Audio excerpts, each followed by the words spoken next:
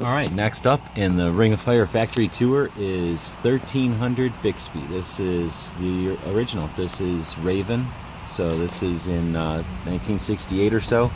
The Gun Control Act stopped the importation of inexpensive, small caliber, pocket-sized pistols and revolvers. The need was still there. Restricting the supply did nothing to affect the demand. So George Jennings was an aerospace engineer, and he had done some aviation type business. And when he talked to a gun shop friend, they said that the inexpensive firearms had been a really big seller, and that they were lacking now. They didn't have them. So that's the story.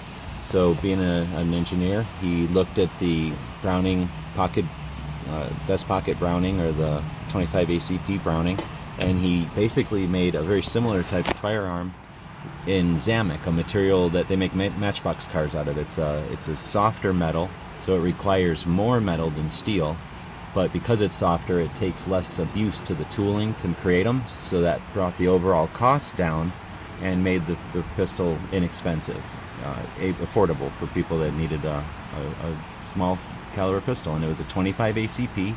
They only had, there's technically 4 versions, but there's only 2 models. The original model was the Raven P25, and then the MP25 was the more modern version. I think that's what they were, off the top of my head. And there's just small improvements in the slide serrations and some internal changes. So this is the factory where they all started, and we will be taking a look at some of the other factories. So I know that the Ravens and the Jennings and the Brightcos and the Cal Westcos and the Lorsons and the Davis all get mixed up, but they all come from one family tree that all started right here, City of Industry.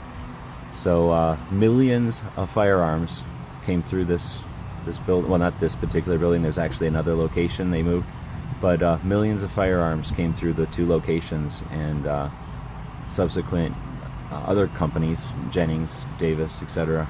Another, more millions of firearms in buildings like this one. So we're here in LA. This one is just west of downtown LA, just south of I-10, or just north of I-10. I'm not quite sure. I think they were south of I-10, and yeah, it's just an auto body tech now. So these things change, but can't change the history. And of course, we're interested if you've had a Raven. I know lots of people have good or bad experiences with them. They are what they are, and we'll continue to look at some of these factories on our visit to LA. So give us some feedback in the comments, and as always, thanks for watching.